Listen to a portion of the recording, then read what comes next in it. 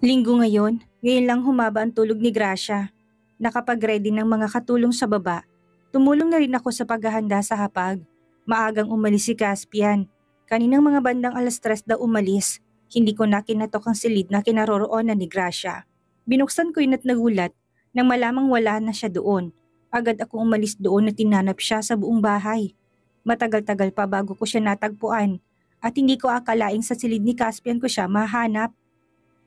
Naabutan ko siyang hawak ang isa sa picture na nasa side table ng kama ni Caspian. Dahan-dahan ko siyang nilapitan at nalaman kong ang tinitingnan niyang picture ay ang nag-iisang picture ni Caspian. Naka-business suit at seryosong muka.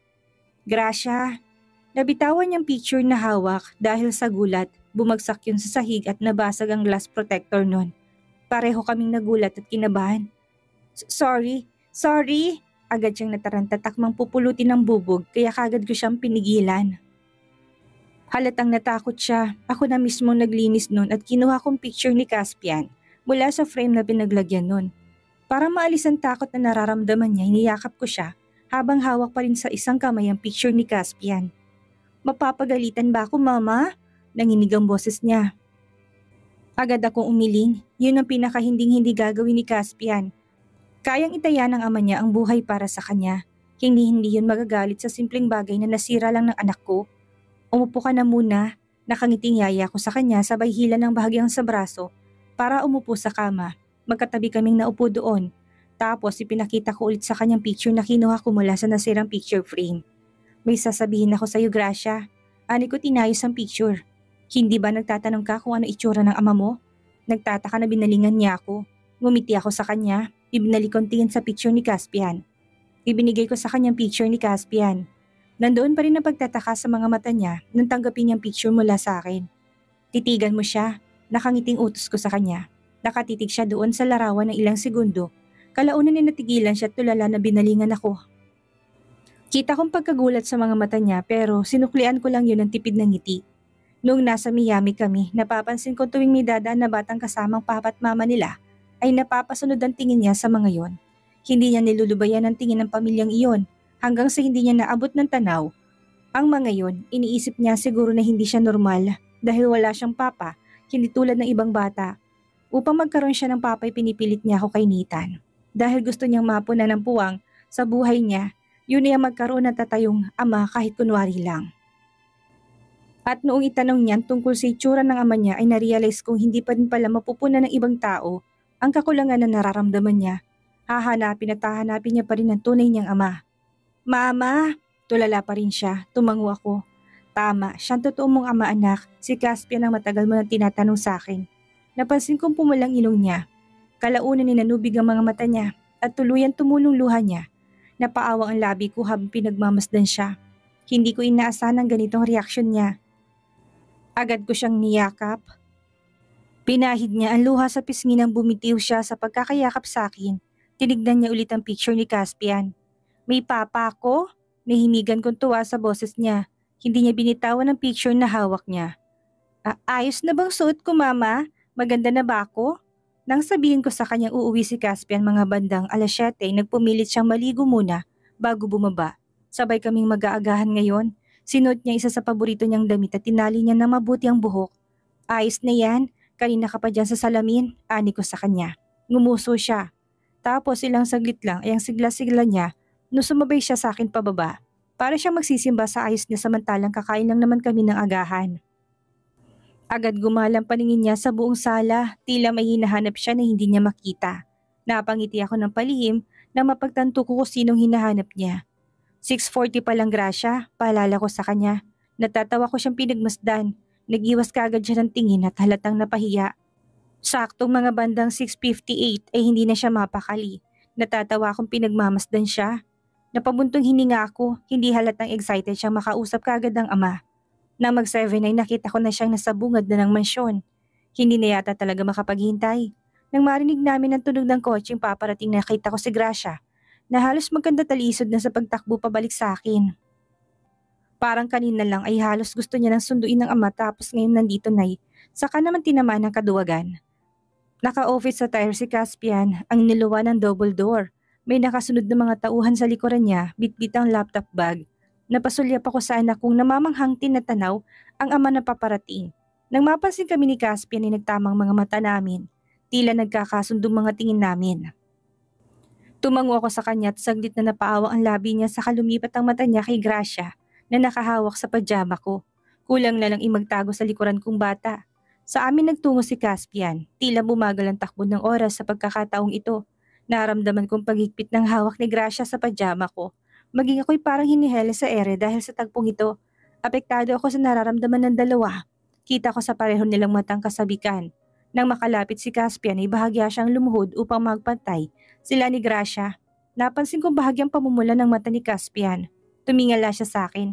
Bakas ang saya sa mga mata niya sa kanya ibinalik ang tingin sa anak ko. Ilang saglit ay medyo nagulat ako na marinig ang hanggulhol ni Gracia at isang mahinang hampas ang ginawa ni Gracia sa dibdib ni Caspian. Tila hindi na nakatisang bata tuluyang nilabas ang kinigimkim na nararamdaman para sa ama. Pareho kaming nagulat sa ginawa niya. Pero binaliwalay ni Caspian at kinabig ang anak ko para ikulong sa mahigpit na yakap. Bakit hindi mo kami hinanap? Dapat nung baby pa ako hinanap mo na kami, Papa. Dapat noong... Hindi na naituloy ni Gracia ang dapat nasasabihin dahil halos hindi na siya makahinga ng maayos sa pag-iyak. Hinihimas ni Caspian ang likod ng bata habang yakap pa rin ito. Tinatahan niya ito pero panay pa rin ang paghagulhol nito. Hindi ko napigilan ng mapaiyak. Ikinulong ni Caspian ang muka sa maliit na balikat ng anak ko. Narinig ko kung paano niya tinawag na Papa si Caspian, kung paano niya sinambatan ng ama at kung paano niya pinakita matagal niya nang gusto makasama to. Halos ayaw ipasa ni Caspian si Gracia sa akin. Nung medyo kumalma ng bata, inarga niya ito upang magtungon sa hapag. Nakakandong to sa kanya habang kumakain kami. Napansin kong tila sa isang korapin na walang pagkailang na naramdaman ni Gracia. Tapos ng agahan ay sa may pool sila, akala ko'y gagawin ni Caspian ang office works niya ngayon. Pero mas pinili niya samahan ng anak ko sa poolside. Nakaupo sila sa gilid ng pool habang nakatampis ang mga binti sa tubig. Pinagmasdan ko silang dalawa habang nasa sala ko.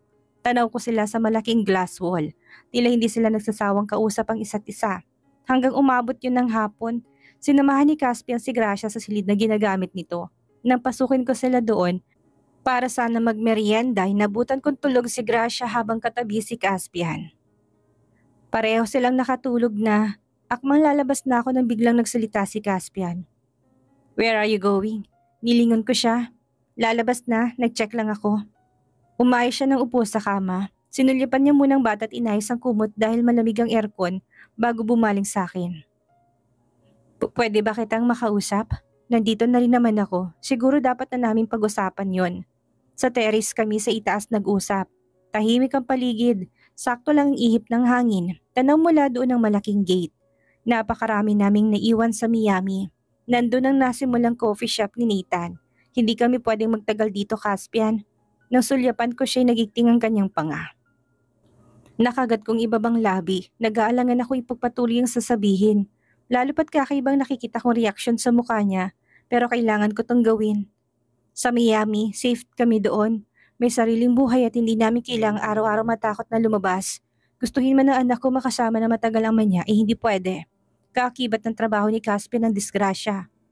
Pwede mong bisitahin ng bata kahit kailan mo gusto. Makakapag-aral ng mabuti si Gracia doon nang hindi ako nag-aalala. Ayaw man niya ay kailangan ko siyang pilitin. Sana maintindihan mo, para rin to sa kaligtasan niya. Mataman kong pag-amin sa kanya, hindi agad nakapagsalita si Caspian. Ilang saglit pa bago niya nagawang isa tinigang nasa isip. I have all my men. Pwede ko silang dagdagan kung sa tingin mo kulang pa. Bakas ang pagsusumamo sa mga mata niya. I can provide everything Gracia's needs. I can give her the best teacher she needs for her studies. I can secure her safety with me, Jovita. Pero hindi habang buhay na ganito na lang parati, Caspian. Darating ang panahon na magsasawa si Gracia sa ganitong buhay. Naalala ko sinabi ni Gracia na ayaw niyang parating may nakasunod na bodyguard sa kanya. Ilang araw pa nga lang na nagkakaroon siya ng mga bodyguard noon. Umangal na kagad ang bata. Ano pa kung ilang taon niya kasama ang mga tauhan ng ama niya? Hindi tatagal sa ganito si Gracia. Bumagsak ang balikat niya, tsak na napagtanto niyan lahat. Hindi niya naman siguro hayaang magtiis ang anak niya. 4 na naka-uniform na tauhan ang unang lumabas mula sa main door ng mansyon. Sunod din si Caspian, naka-long sleeve na nakatupi hanggang siko, ang suot pang itaas. Slacks naman ang pambaba. Nakapamulsa itong nagtungo sa kotse. Sumunod kaagad ang driver sa front seat. Tinignan kong wall clock, 10:30 na ng gabi. Sinundan ko sila ng tingin hanggang sa makaalis silang lahat Apat na kotseng magkakasunod na lumabas sa malaking gate. Gabing-gabi na pero may lakad pa rin sila. Bumaba ako para tanawin sila mula sa ibaba. Si Marisang naubutan ko nagsasara ng double door. O, gising ka pa ma'am? May kailangan ka po? Gusto mo midnight snack? Ngumisi siya. 12 midnight ang midnight snack Marisa. 10 pa lang ngayon. Napakamot siya. Di 10 o'clock snack na lang ma'am. Napabuntong hininga ko. Nanatiling nakatanaw sa labas sa mga mata ko.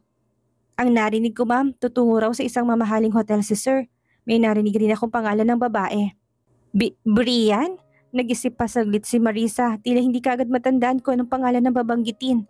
Brianna. Tama, Brianna nga pangalan ng babaeng pupuntahan nila sa hotel. Napukarap-karap ako't napayo ko. Siguro yung babaeng pinagkasundo ng ama ni Caspian sa kanya. Siguro tatanggapin niya ng alok ng fixed marriage. Mapait akong ngumiti. Tama, napagtanto niya sigurong kailangan niyang i-prioritize ang buhay na meron siya ngayon. Ginawa niyang lahat dati para makuha niyang titulo na meron siya ngayon. Pinagsikapan niya yon, kaya mananatili yun sa kanya. Napakapa ako sa dibdib, nakaramdam ako ng kirot dito. Ano bang iniisip mo, Vita? Napipiliin ka niya? Na ang mga pahiwatig niya't halikay totoong pagmamahalan dahilan nun? Bakit ka umaasa ngayon? Mahal mo rin ba siya? Sabi ko naman sa'yo, pigilan mo sarili mo. Dahil hindi marunong magmahal ang isang Caspian. Maliban sa anak niya, wala nang ibang pipiliin yon kung hindi ang marangyang buhay na to. Kaya ka ba nasasaktan dahil nahulog ka na rin sa kanya? Pagmamahal na ba yan? Nasasaktan ako kaya siguro nga minamahal ko na rin siya. Nung malaman kong pinakasalan niya si Olga ay doon nagsimulang kakaibang kirot dito sa dibdib ko. Kumikirot ito sa tuwing naririnig ko may iba siya at nagwawala ito tuwing nasa malapit siya. Bakit hindi mo napigilan ang sarili mo? Bakit hinayaan mo? Ma'am, ayos ka lang? Sinilip ni Marisa ang mukha ko. Dali-dali kong pinahid ng luhas na pumatak mula sa mga mata ko. Agad akong tumalikod nang hindi sinasagot si Marisa. Nagtungo ako sa itaas. Hindi ko na ulitin sa kanya. Bukas ng alis namin ni Gracia. Sasamang anak ko sa ayaw at sa gusto niya. Para sa ikakabuti niya itong gagawin ko. O at sa akin din. Mama naman! Parang may iyak na si Gracia habang nag-aayos na kami ng gamit namin sa condo unit ni Nathan. Parot pa ritong lakad ko dahil nagmamadali kami. May ticket na kaming dalawa via Miami. Bandang 8 ang flight, kailangan nandun na kami bago ang mismong oras ng lipad. Hindi ko pinapansin ang pag-iyak ni Gracia. Nababahala ako sa mga iyak niya pero tinitiis ko para makalis na kami kaagad. Paano si Papa? Iiwan na natin siya? Sabi ko, doon ko ipapaliwanag sa'yo kapag nakarating na tayo sa Miami. Naintindihan mo? Hindi ko sinasadyang tumaas ang boses ko. Napakurap-kurap si Gracia. Dahil sa nagawa ko, kalaunan ay natauhan ako at na guilty. Gusto ko mag-sorry huli na. Nakita ko na apektuhan siya sa ginawa ko. Yumuko na lang siya tahimik na mupo sa tabi.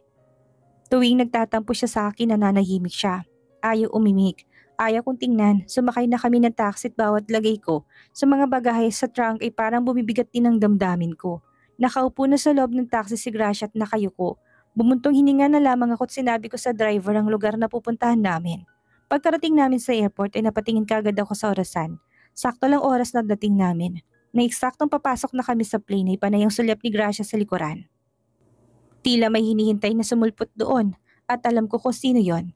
Dali na Gracia, marami nang patungo doon, sita ko sa kanya. Pabagal-bagal kasi ang hakbang niya. Tila nananamlay pat halos ayaw ihakbang ang paa. Nihirapan ako tignan siyang nakakaganyan. Ano bang magagawa namin? May ibang bagay na gustong tahakin ng ama niya. Hindi kami yon at ayaw naming maging dahilan pa para mahirapan siyang makuha yon. Maliban sa mapapahama kami ng anak ko, ayun na pa lamang ang pagmumula ng gulo. Kung nagawang tapusin ng ama niya sina Olga, ano na lang kami? Baka walang kakurap-kurap kaming tapusin nun. Hinihila ko na si Gracia dahil mabagal ang mga hakbang niya. May iwanan na kami. Hindi kami makakaabot kung ganito siya. Marina ko napapikit at tinila na naman ulit siya. Gusto ko na siyang pagalitan pero sinisikap kong pigilan ang sarili. Ayoko dagdagan ng tampo niya sa akin. Papa? Napalingon ako kay Gracia. Naghahalo sinit na ba siya at nakikita niya ama niya? Dahil sa kagustuhang magpaiwan at kung ano-ano na lang nakikita niya. Ano bang sinasabi mo? Iritado kong bulalas. Tinignan kong paligid, wala akong makitang Caspian. At bakit nga naman ako aasang pupunta siya dito? Kaninang umaga hindi umuwi si Caspian. Paniguradong magdamag na magkasama sila ni Brianna na yon. Sa hotel pa nga hindi ba? Mas lalo tuloy akong nairita nang maalala yon. Halika na Gracia, namamalikmata ka lang. Dalian mo na. Si Papa yun, alam ko si Papa yun. Umiyak na siya, gulat na napatitig ako sa kanya. Tila parang pinagpipiras ang puso ko habang tinitignan ng anak ko na nasasaktan sa pangalawang pagkakataon. Yun ang una ay noong malaman niyang naglaho na parang bula at maaring patay ng Uncle Nathan niya. Tapos ngayon, nakikita ko siyang nahihirapang iwanan ng ama niyang hindi man lang siya kayang ipaglaban. Hindi ko man lang masabi sa kanyang nasa pili ng ibang babaeng kanyang ama. Dapat ko bang pagsisiyang nakilala niya pang kanyang ama? Kung hindi ba siya nakilala ni Gracia, maayos bang buhay namin ngayon? Kung may babalik ko lang ang panahon, hindi na sana ako umuwi sa Pilipinas. Sana natili na lang kami sa Miami. Niyakap ko siya mula sa likuran. Umiiyak pa rin siya at pinagtitinginan na kami ng mga nandoon. Si Papa yun, hindi ako nagkakamali. Si Papa talaga yun, Ma. Nanginginig ang boses niya. Tara na, Gracia. Sige na, tara na anak. Malumanay ang boses ko. Gusto ko nang tapusin kaagad to. Triple ang paghihirap na nararamdaman ko dito. Kinarga ko na lang siya habang panay ang iyak niya. Nihirapan ako sa bagahe pero kakayanin ko makarating lang kaagad kami sa plane. Kapag hindi pa kami makaalis ngayon, baka hindi na talaga kami makakaalis. Dahil paniguradong gagawin ni Gracia ang lahat, makumbinsi lang ako. At alam ko sa sarili kong marupok ako pagdating sa anak ko.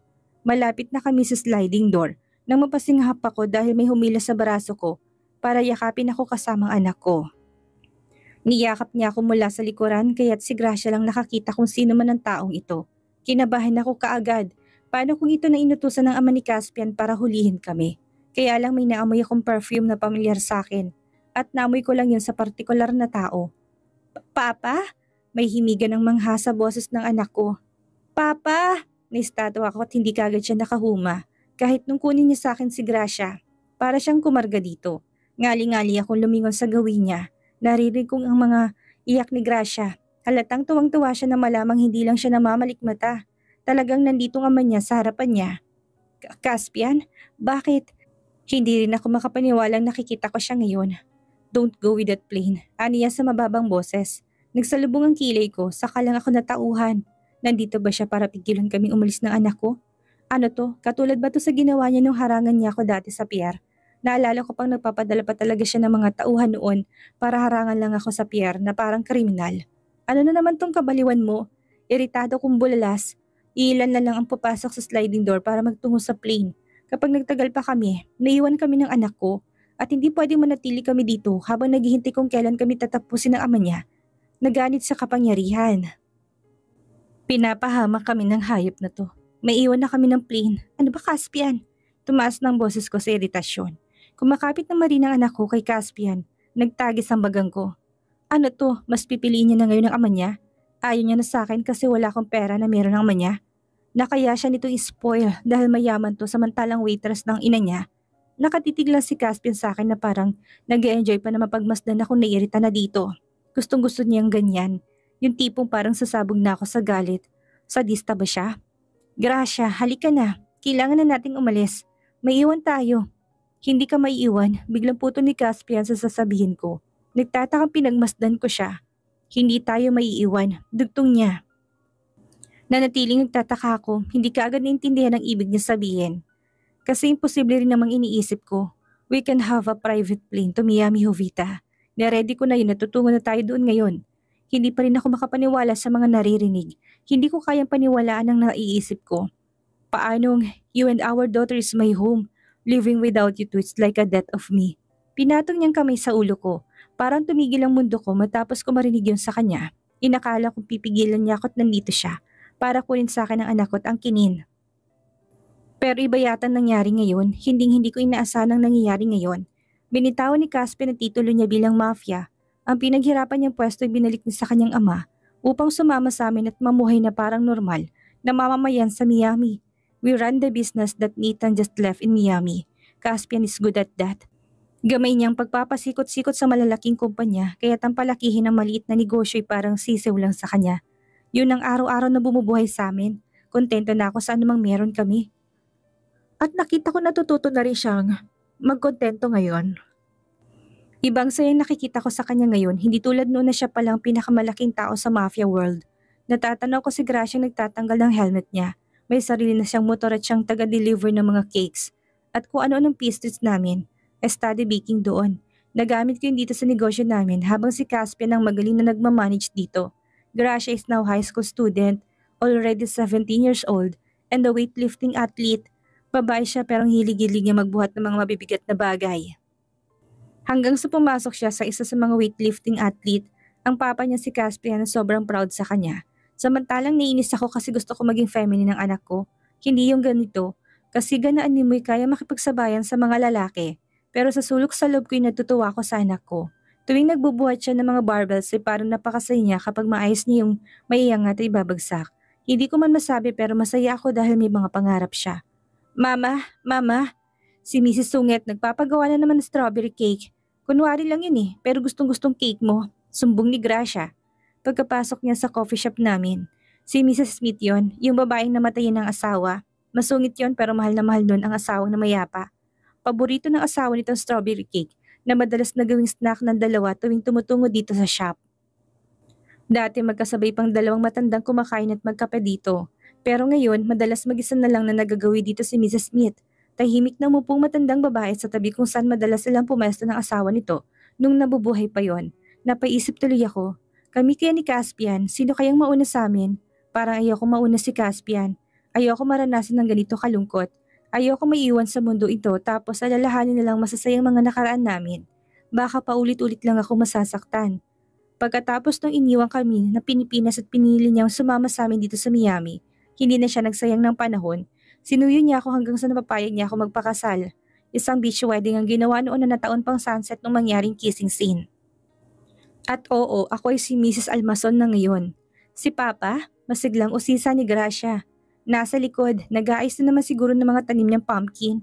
Ani ko, madalas kasi sa garden niya kami kumukuha ng mga ginagawa kong flavor sa cakes ko. Kaya bawas gastos at napakatipid kami. Malakas ang coffee shop, maliban sa organic ang mga ingredients ko sa cakes ay sugar-free pa to. Ganon din ang coffee namin dito na paboritong balikan ng mga customers. Lumiyab ang apoy na lagyan na naman ito ni Caspian ng panggatong na pine tree. Malakas ang apoy no na nagbibigay ng iba yung apoy. Binalot ko ng maayos na pakapal na tela sa katawan ko habang hawak ang mug na kape. Bumalik si Caspian sa tabi ko at natatawang humila ng telang pinantakip sa katawan ko para makishare doon. Malamig na lalo at malapit ng Burmans. Nag-iihaw si Gracia ng marshmallow. May karne ng baboy din sa grill. Pareho kami tatlong kapwa nakaharap sa bonfire. Ganito kami dito tuwing linggo. Matapos maghapunan ay nagbubuan kami dito sa likuran ng bahay. Kaharap ang mainit na temperatura ng apoy laban sa malamig na gabi. Hindi ba Papa, pupunta tayo ng firing range? Sabi mo kahapon, tuturuan mo akong bumaril. Tuwang-tuwa pa si Gracia habang binabaligtad ng marshmallow. Nilingon ko si Caspian at nagsalubong ang kilay ko. Napangiwi si Caspian nang kurutin ko siya sa tagiliran. Kalaunan ni natatawa siyang inakbayan ako. Anong baril ha? Pinandilatan ko silang dalawa. Napamaang si Gracia, alanganin siyang tumingin kay Caspian. Tila nangihingi pa na sa klolo sa ama niyang kasing baliw niya. Hindi manunood lang kami bukas. Nagpapasama si Mr. Brown sa firing range. Gusto magpaturong umasinta kaya gustong isama ko. Isasama ko lang din si Gracia para may kasama kong umuwi. Hindi na makatingin sa akin si Caspian habang nagpapaliwanag. Pinaliitan ko sila ng matang dalawa. Parang nasa harap ng husgadong dalawa. Kitang-kita kong guilty mga to. Mukhang may balak ang mag-aral bumaril. High school pa lang tong si Gracia tapos tuturuan niya na. Nainis ako sa ideyang baka sumunod sa yapak niyang anak niya. Nagsipagpulasan ng dalawa. Magdagdag ko ng meat, si Gracia. Tumayo rin si Caspian. Kukuha pala ako ng asukal. Matabang ang kape ko. Gusto ko sanang sabihin hindi naman talaga siya naglalagay ng asukal sa kape niya. Pero bahala siya. Sige, tumakas kayong dalawa.